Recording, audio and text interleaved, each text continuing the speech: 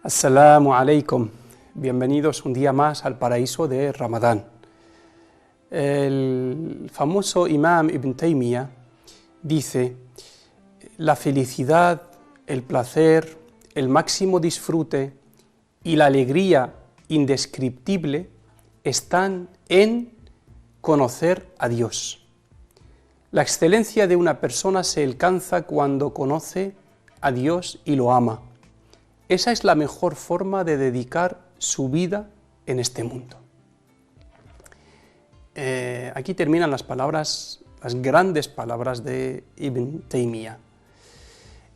Y nos hablan de la importancia de conocer a Dios, ma'rifatullah, porque ¿qué sabe quien desconoce a Dios? ¿Y qué se pierde quien conoce a Dios? El conocimiento a Dios es lo que convierte esta vida en un paraíso y es la clave principal para alcanzar el paraíso eterno. Porque si alguien conoce a Dios, sin ninguna duda, le amará. Y si le ama, dedicará su vida a la adoración. Y como resultado de todo eso, estará siempre donde Allah quiere verle y se alejará por completo de los espacios que no agradan a Dios. El origen de todo es el conocimiento a Dios, el origen de la adoración, el origen del amor a Dios, el origen del cumplimiento de las normas a Dios, todo viene por conocer a Dios. Y eso tiene como efecto una felicidad sin igual en este mundo. Y en el más allá, por supuesto, el paraíso en compañía de profetas y personas virtuosas. Conocer a Dios es uno de los derechos humanos fundamentales. Y el hombre moderno no solo ha sido privado de ese derecho, sino que, por desgracia, ya no lo defiende, porque ya no lo ve como un derecho. Conocer a Dios satisface a la persona una necesidad interna mucho más importante y vital que la comida, la bebida y el aire. Una persona sin Dios es como el pez sin agua, muere automáticamente. Aunque esta persona se mueva y hable, puede estar muerta. Hay muchos muertos caminando por las calles. Sus cuerpos son cuerpos vivos, con los corazones muertos y las almas apagadas. ¿Y qué valor tiene un cuerpo sin alma? La primera fuente de conocer a Dios es la fitra, es el estado natural con el que venimos al mundo, el conocimiento inicial con el que llegamos a este mundo. Todas las personas nacen con un conocimiento inicial sobre Dios y con una predisposición a buscarle y adorarle. Por eso, muchas personas que viven aisladas del mundo, sin tener contacto con ninguna religión, sin tener contacto con ninguna fe, llegan por su naturaleza, por el instinto de buscar a Dios, y llegan a encontrar a Dios y adorarle. Es una cosa que viene con nosotros. Estamos programados para buscar a Dios. Más tarde, esa sed del alma, esa sed natural, se sacia o se apaga y se abandona hasta que el alma se muera. Después se abre ante nosotros un libro inmenso llamado el universo, que nos permite conocer a Dios como el sabio, el justo, el bello, el perfectísimo, y nos permite conocer su voluntad. Es un libro que que ofrece sus secretos a quienes ven y oyen, pero no todos los ojos ven, ni todos los oídos oyen. El Corán describe a una categoría de personas como, dice, tienen corazones que no sienten, tienen ojos que no ven, tienen oídos que no oyen. Esos son como rebaños o incluso más desviados. Esos son los distraídos. los distraídos, los que no prestan atención a las señales de Allah en la creación, los que no se fijan en los mensajes que nos manda Allah continuamente a través de cada una de sus criaturas. Por último, vienen los profetas y mensajeros de Dios para aportarnos el conocimiento de Dios que no conseguimos extraer por nuestra cuenta, mediante la observación y la reflexión en la creación. Vienen los profetas y mensajeros para enseñarnos cómo adorar a Dios, cómo rezarle, lo que le gusta, lo que no le gusta, los detalles que por nuestra cuenta no podemos alcanzar solo mediante la reflexión o solo mediante nuestro instinto, nuestra fitra. La diferencia entre el conocimiento de Dios, es decir, el conocimiento sobre Dios, el conocimiento dedicado a descubrir a Dios, descubrir sus atributos, descubrir su voluntad, conocer sus mandamientos, todo esto lo llamamos el conocimiento de Dios. La diferencia entre ese conocimiento y otro conocimiento cualquiera es como la diferencia entre Dios y un objeto cualquiera, es decir, una diferencia infinita. Y ese es el conocimiento útil al que se refiere el profeta Muhammad en muchas de sus enseñanzas. Siempre habla del conocimiento útil. El conocimiento útil es aquel que te permite conocer a Dios y te acerca a Él. Y no tiene por qué ser el conocimiento de la religión, no. Hay muchas ramas de la ciencia que nos permiten conocer a Dios, la medicina, incluso la ingeniería, la sociología, la filosofía, la historia. Todos son conocimientos que nos permiten conocer las señales de Dios y su voluntad mediante el estudio de la creación.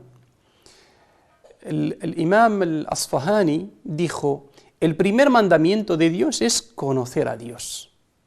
La primera orden que nos da Allah es la de conocerle. La primera obligación que tenemos como personas y como creyentes es conocer a Allah. Y una vez que se le conozca, se le podrá adorar correctamente. Cuando se conoce a Dios, la adoración adquiere un sentido y se vuelve fácil.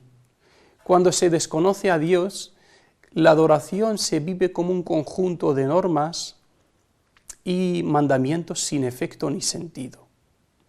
Así que si queremos mejorar nuestra adoración, si queremos elevar nuestra adoración a la excelencia, lo primero que debemos hacer es dedicar un tiempo a conocer cada día más a Allah, a nuestro Creador.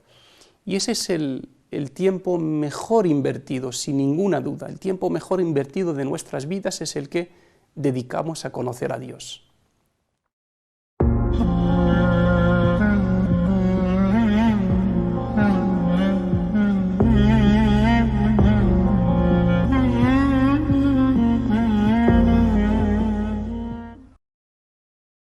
Seguimos con la sura de la caverna. Hoy pasamos al siguiente relato que aparece en la sura de la caverna. Dos hombres que vivían en un mismo pueblo, uno de ellos era pobre y creyente, y el otro era un hombre rico que poseía dos grandes huertos con deliciosos y atractivos frutos, pero su riqueza le hizo un hombre soberbio y jactancioso. Un día, el hombre rico llevó al pobre de paseo por sus huertos y presumía de lo que tenía. El hombre creyente le trató de explicar que todo eso era de Dios, un don de Dios, y que debe agradecérselo a Él, y que del mismo modo que le dio todo eso, Dios le puede hacer desaparecer todo. Vamos a leer cómo lo cuenta el Corán. Allah dice: y preséntales el ejemplo de dos hombres, a uno de los cuales habíamos dado dos huertos que rodeamos de palmeras, y entre ambos pusimos un campo de cereales. Ambos huertos daban su cosecha sin mengua de ninguna clase, pues habíamos hecho brotar un arroyo en medio de cada uno de ellos, y así tenía abundancia de frutos. Y un día le dijo uno de ellos, el que tenía estos dos huertos, le dijo a su compañero, mientras discutía con él, yo tengo más riqueza que tú, y soy más poderoso en número de mi gente. Es decir, tengo más hijos y más familia. Y habiendo sido injusto contra sí mismo, entró en su huerto diciendo, no creo que esto vaya a desaparecer jamás, ni creo que llegue jamás el fin del mundo, pero si llegara y fuera llevado ante mi Señor, seguro que encontraría a cambio un lugar mejor que este. Y su compañero le contestó, ¿vas a blasfemar contra aquel que te ha creado a partir de tierra y luego de una gota de semen y te formó al final como un hombre? Por mi parte, yo reconozco que Él es Dios, mi sustentador, y no voy a atribuir poderes divinos a nadie excepto mi Señor. Y continuó diciendo, más te habría valido que al entrar en tu huerto hubieras dicho, Ma sha Allah, lo que Dios quiera. No hay poder sino en Dios, la quwwata illa billah. Aunque yo tenga, como ves, menos riqueza e hijos que tú, puede que mi sustentador me dé algo mejor que tu huerto, tal como puede hacer que caiga una calamidad del cielo sobre es decir, este huerto tuyo, y se convierta en un yermo pelado, o hacer que su agua se hunda en el suelo y no puedas volver a encontrarla. Y así fue. Su cosecha fue destruida y por la mañana se retorcía las manos por todo lo que había gastado en lo que ahora yacía arruinado sobre sus emparrados, y decía, ojalá no hubiera asociado a nadie excepto, ojalá no hubiera asociado a nadie con mi sustentador, pues no tuvo el auxilio de nadie fuera de Dios, ni pudo defenderse a sí mismo. Así es, la protección está solo en manos de Dios, el verdadero. Él es quien mejor recompensa y quien mejor determina las consecuencias. Así es como relata el Corán en esta sura, este relato de dos hombres que representan cada uno dos filosofías de vida, una filosofía muy materialista y una filosofía espiritual, o una filosofía moderada, ¿no? E incluso diría yo realista. Y creo que estos dos ejemplos son muy frecuentes, incluso en nuestro mundo de hoy. Personas que ven su valor en lo que tienen, y todo lo que tienen piensan que es por mérito suyo, y creen que lo van a tener para siempre, y de repente, pues, cuando desaparece por el motivo que sea, se encuentran con la dura realidad, ¿no? Puede ser la juventud, o puede ser la riqueza, o puede ser el poder y la autoridad. Tarde o temprano desaparecen, como todo en este mundo, no hay nada que permanece. Veamos algunas lecciones que podemos sacar de este relato. La primera lección es que el mayor don de Dios es la fe. El mayor don que puede tener una persona es la fe, porque la fe es la que le permite a una persona ver las cosas en su verdadero tamaño, en su imagen real. La fe impide que la persona se deje engañar por las cosas de este mundo. La fe permite a la persona tener criterio a la hora de medir las cosas y evaluar las cosas. Y sin embargo, tener riqueza o tener conocimiento sin fe puede ser un peligro y un motivo de desvío y de soberbia, como le pasó al hombre que se menciona en el relato. También otra lección que vemos en el otro ejemplo positivo es que conformarse con lo que uno tiene y ser humilde es lo que hace a una persona rica. La riqueza, la verdadera riqueza es la que vemos en el ejemplo, en el hombre humilde, hombre creyente, humilde, sabio,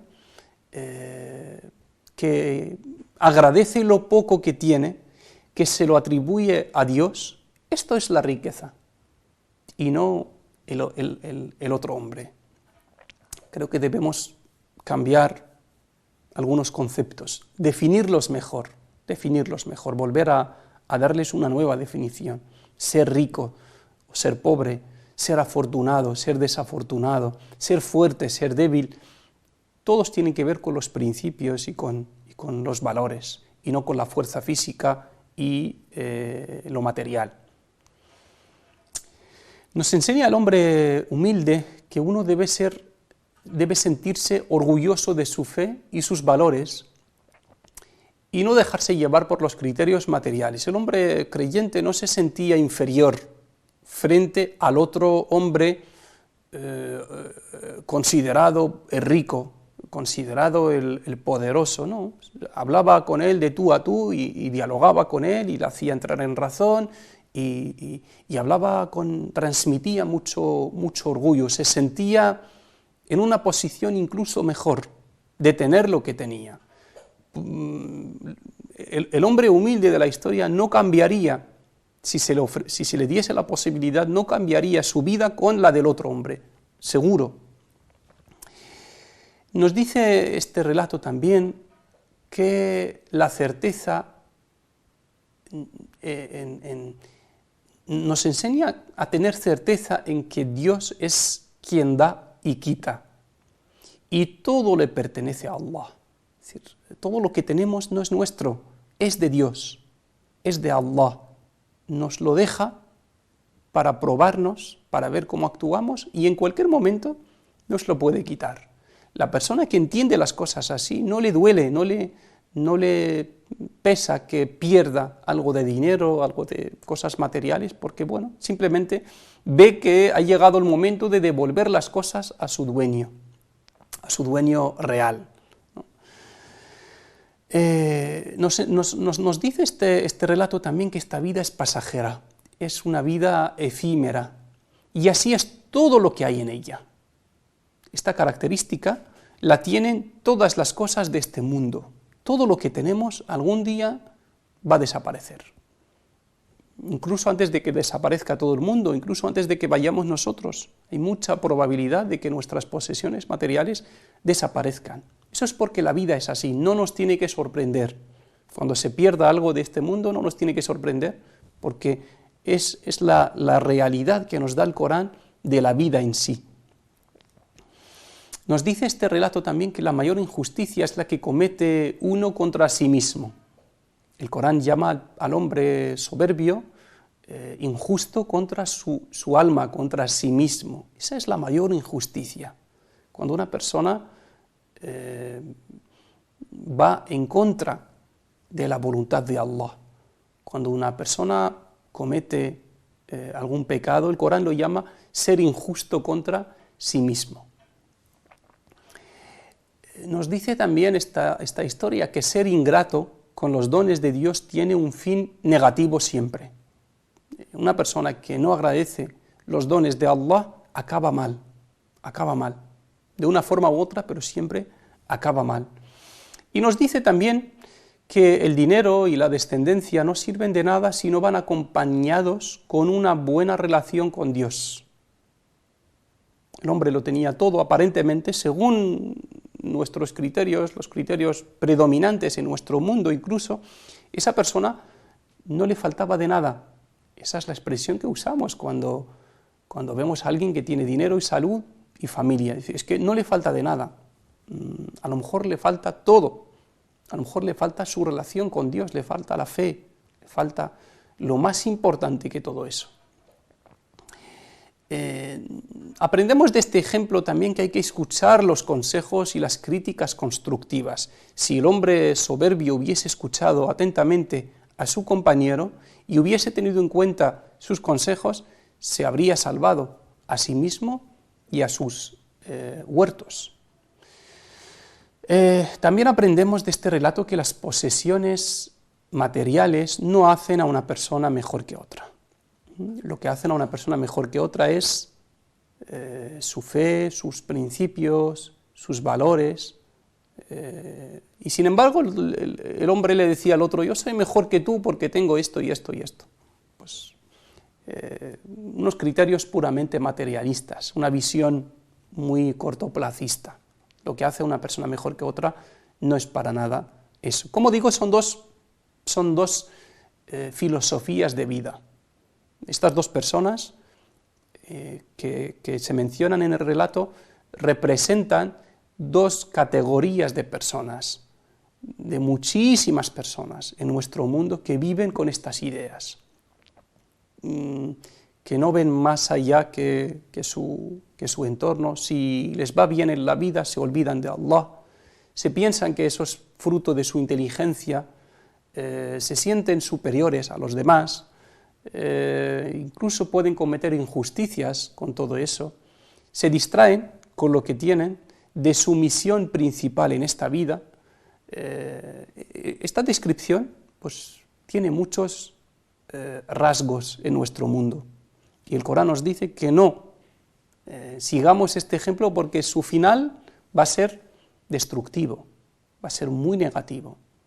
Y por otro lado nos enseña no a vivir pobres, sino a valorar lo que tenemos, sea mucho o poco, atribuírselo a Allah como quien da y quien quita, agradecérselo a Allah, y sobre todo hacer uso de lo que tenemos en nuestras manos y convertirlo en un medio que nos acerque a Dios, en una forma de adoración a Dios.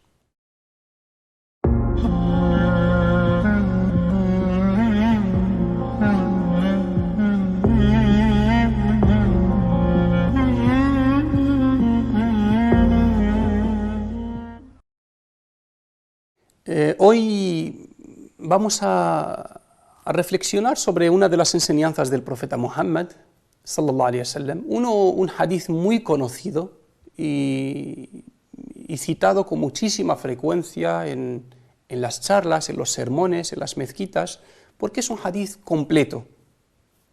El hadith de las 7 personas a las que Allah cubre bajo su sombra el día que no hay más sombra excepto la suya. Voy a citar el hadith primero.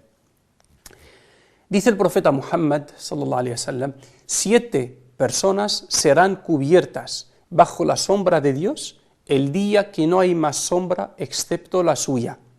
Se refiere al día de la resurrección. Y el profeta lo describe en otros hadith como un día en el que el sol está a punto de alcanzar las cabezas de las personas. Lo describe como el día en el que hay personas que se ahogan en su sudor. Y aunque lo llame un día, realmente no es un día equivalente a miles de años. El Corán dice un día equivalente a 50.000 años de lo que contáis. Es decir, es un día larguísimo, larguísimo. ¿Vale? Pues este hadith habla de 7 tipos de personas que en medio de este tremendo día, en medio de esta terrible situación de miedo, de agobio, de angustia, de calor, en medio de todo esto hay 7 personas que consiguen la salvación y están bajo la sombra que Allah les facilita, están a salvo de todo esto. Estas 7 personas son un juez justo, un joven criado en la adoración a Dios, una persona cuyo corazón permanece vinculado a las mezquitas, 2 personas que se aman por Dios, se reunieron por Él y se separaron por Él, un hombre que fue invitado a cometer un pecado, el adulterio, y rechazó por temor a Dios, y una persona que sacó una limosna sin que su mano izquierda viera lo que su mano derecha haya sacado. Y por último, una persona que recuerda a Dios en soledad y se emociona. Son 7 categorías de personas y 7 obras o características que este hadith nos enseña y nos quiere inculcar para llevarlas a la práctica. ¿Cuáles son estas características? La primera de ellas es la justicia. La justicia. Una persona que tiene autoridad y actúa con justicia. Puede ser un juez, puede ser un líder, puede ser un presidente de algo. Lo importante es que alguien que actúa desde la autoridad con justicia. Y hay distintos niveles de autoridad. En la familia mismo, un padre, una madre, tiene autoridad y por lo tanto tiene que actuar con justicia. Un presidente de una asociación, un responsable de un ayuntamiento, de una empresa. Hay muchos niveles de justicia y la justicia es un valor fundamental, es un valor sustancial en el Islam. Por lo tanto, pues una causa de salvación en el día de la resurrección es la justicia, procurar ser justo hasta el máximo nivel, hasta el límite, siempre aferrarse a la justicia. La segunda es la firmeza y la continuidad en la adoración. Un joven que se ha criado en la adoración a Dios, que ha pasado su juventud, que es la época más difícil para ser creyente, la época de muchas tentaciones, de muchas distracciones, y esta persona, pues en medio de todo eso, ante todas estas tentaciones, prefiere seguir el camino de Allah y adorarle. El esfuerzo que hace esta persona es enorme, enorme, y por eso Allah se lo compensa de esta manera. Una persona vinculada con las mezquitas, una persona que encuentra su paz y su tranquilidad en la mezquita, la casa de Allah, y procura pues, rezar todas sus oraciones en la mezquita. Una persona que ama las mezquitas, una persona que cuida las mezquitas, una persona que cuando sale de una mezquita está deseando que llegue la próxima oración, tiene un vínculo afectivo con las mezquitas.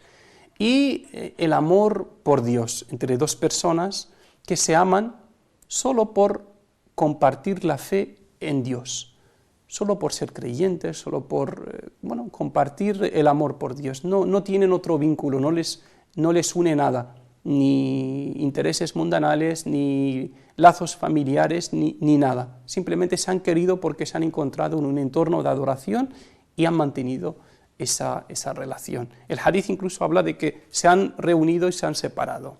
Incluso esa relación pues, no se ha mantenido por la distancia o por lo que sea, pero bueno, hay personas a las que llegas a amar por eso, pues simplemente por tener recuerdos en el camino de Allah, por ser compañeros en el camino hacia Allah.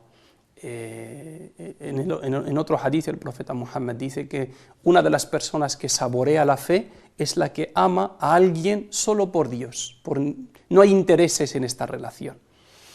Y también el temor a Dios de alguien que se encuentra ante una posibilidad de cometer un pecado, como en este caso el adulterio, se le ofrecen las facilidades, tiene el camino fácil y en ese momento se despierta y dice, por temor a Dios, el temor a Dios le frena, ¿vale? Pues, por este acto de resistencia, esta persona se merece este premio.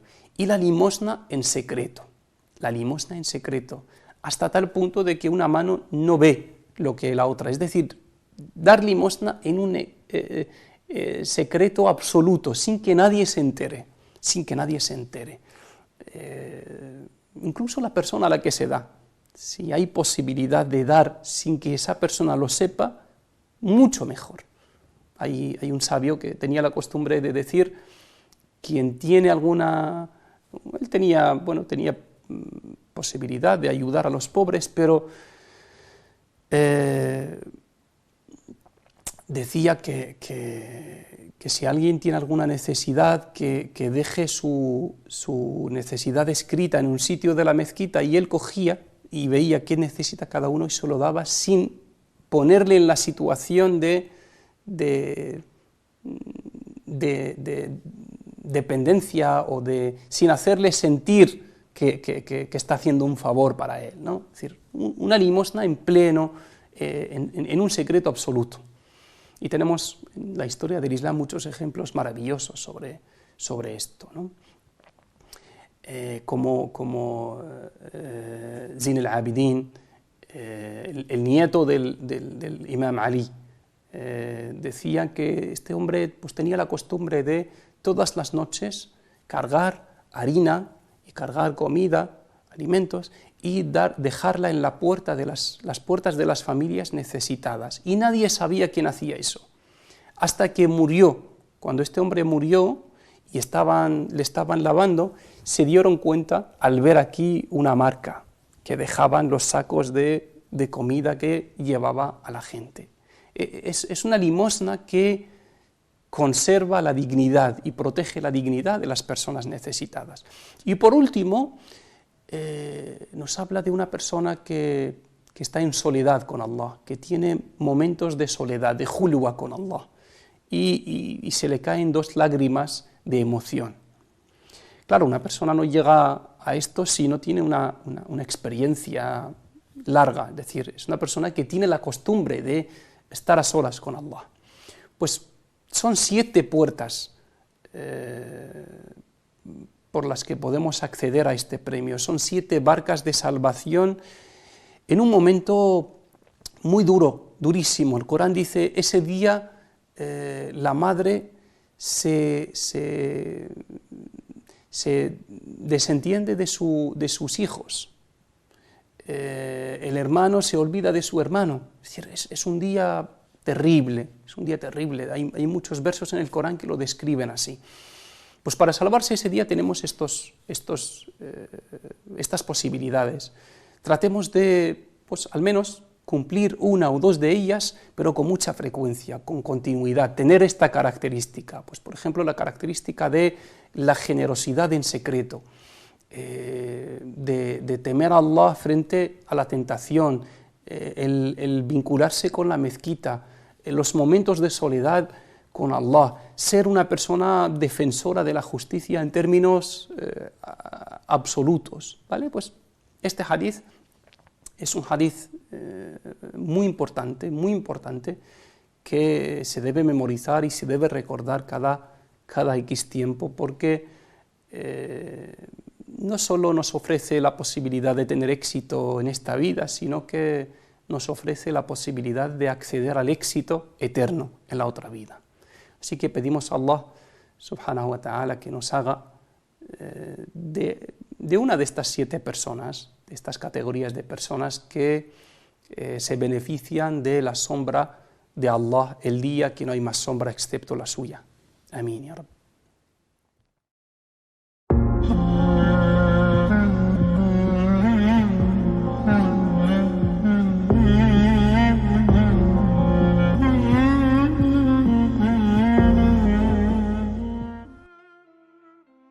La pregunta de hoy nos dice, ¿qué significa eso que dice el profeta en el hadith, que el aliento del que ayuna es mejor para Allah que el olor del almizcle?